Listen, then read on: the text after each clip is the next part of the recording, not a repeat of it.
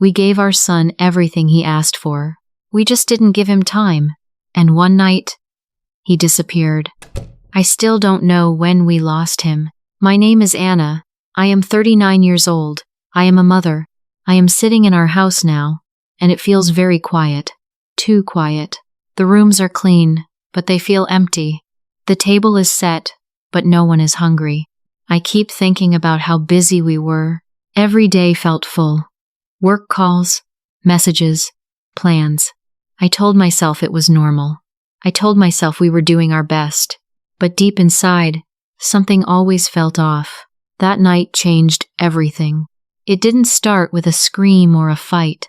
It started with silence. A door that didn't open. A phone that didn't ring. I thought I had more time. I thought later was safe. Now I know I was wrong. When Leo was born, everything felt simple. I remember holding him and making a quiet promise. I told myself, I will give you a better life. John said the same thing. We both believed it. We believed love meant working hard and never giving up. In the early years, we were tired but happy. We ate dinner together. We talked about small things. Leo laughed a lot. He asked many questions. I felt close to him then. I felt present. Slowly, things changed. Work became louder than our voices.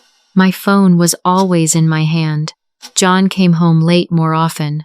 Dinner became shorter. Sometimes, it didn't happen at all. I remember many quiet evenings. The food got cold on the table. Leo ate alone, watching the screen glow on his face. I told myself, it's just a phase.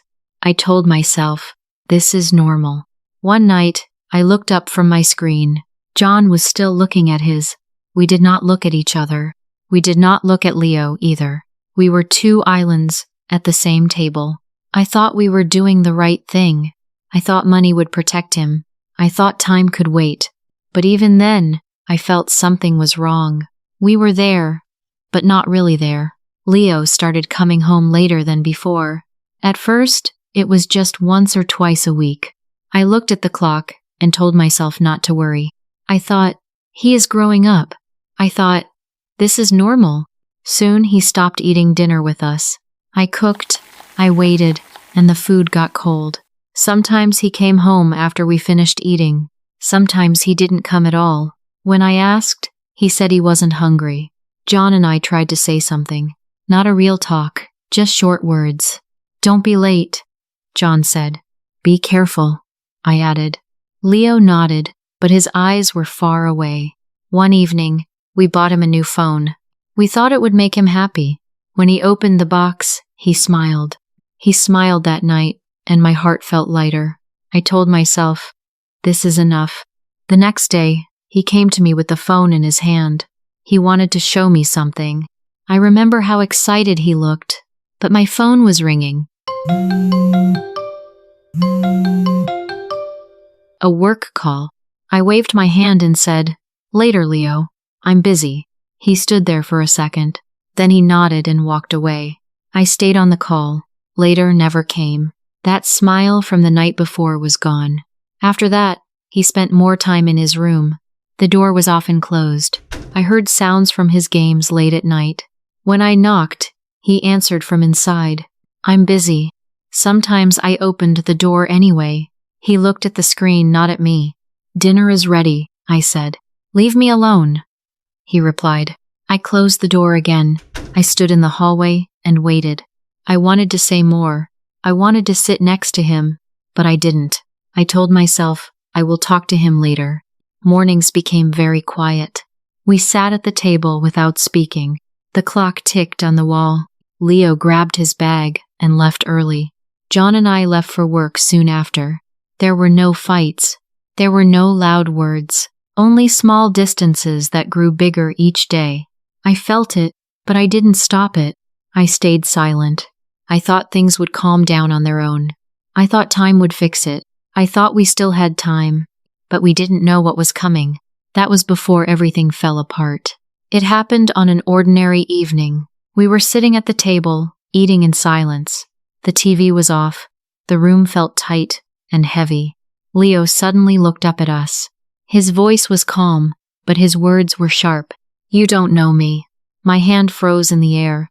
I was holding my fork, but I could not move. I wanted to say something.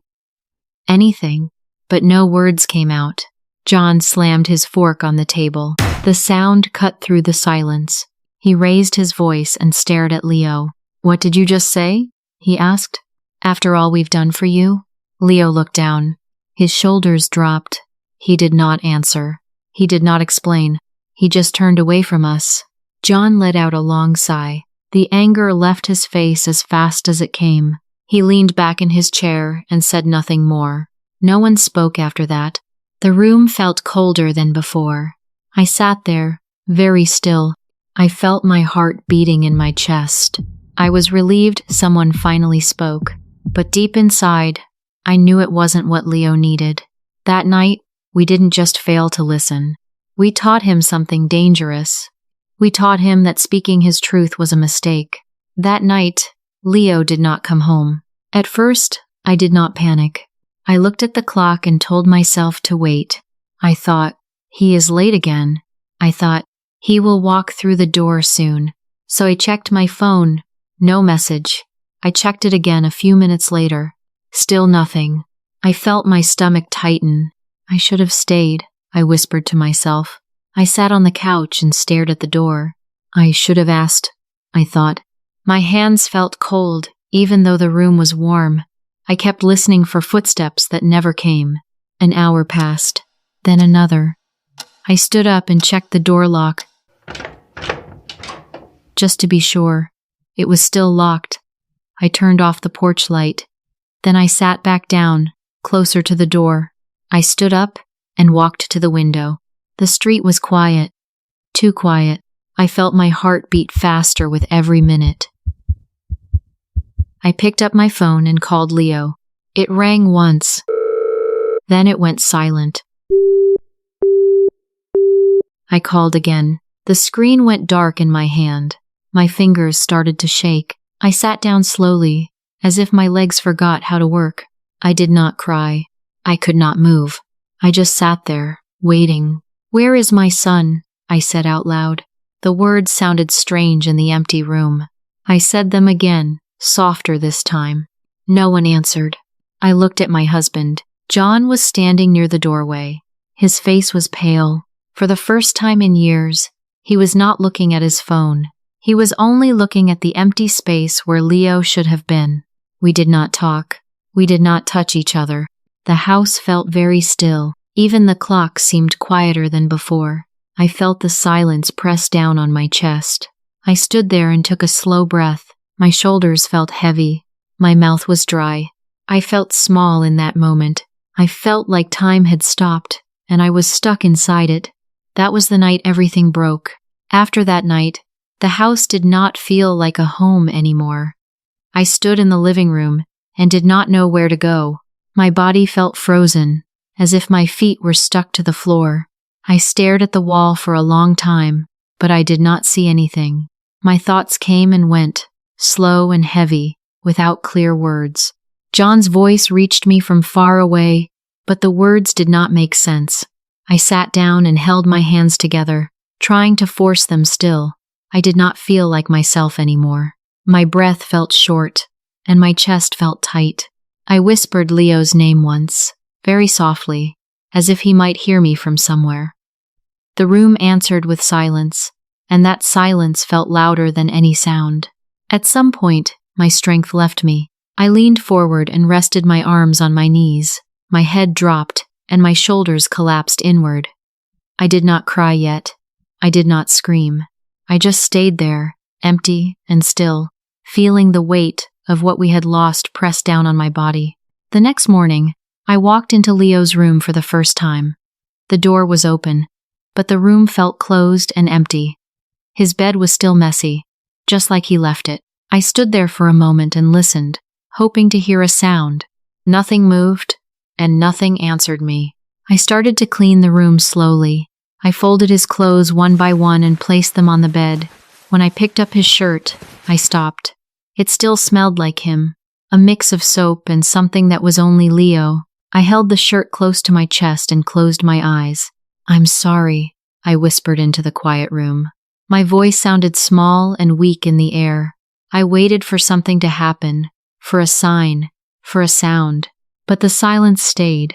That silence was the only answer I received. Weeks passed after that night, but time did not bring peace. John and I stayed home more often than before. We came back earlier from work, and our phones stayed on the table, untouched. We talked a little more, but our words felt careful and slow. I often thought, this is what we should have done before. We started eating dinner together again. The food was warm this time, and the house felt quieter in a different way. I looked at John across the table, and he looked back at me. Sometimes we nodded, sometimes we stayed silent. Even when we tried to talk, something was missing between us. Every night, I looked at the empty chair. I placed a plate there without thinking, then slowly moved it away. The table was clean and calm, but it was not whole. A quiet table. One empty chair. Love is spelled T-I-M-E, not M-O-N-E-Y. I say this now because I understand it in a different way. Love is not gifts or long work hours. Love is being there, even when life feels busy. Love is listening when someone tries to speak. Love is sitting at the same table and looking up from the screen. Love is choosing presence, again and again, in small moments. Time does not wait, and words do not come back once they are lost. What we give our time to shows what we truly care about. If you are a parent today, life often feels full and rushed. You work hard, you try to provide, and you want the best for your family. But this story is a quiet reminder that presence matters more than gifts. Being there, even for a short time, can mean more than anything you buy. Listening, without checking your phone, can change how a child feels inside. You may have already given your family many things. You may have worked late and told yourself it was for them. That is understandable. But time is different. Time cannot be saved for later. One meal together, without screens, can build a connection. One real conversation a day can make someone feel seen. Small moments, repeated often, slowly become love.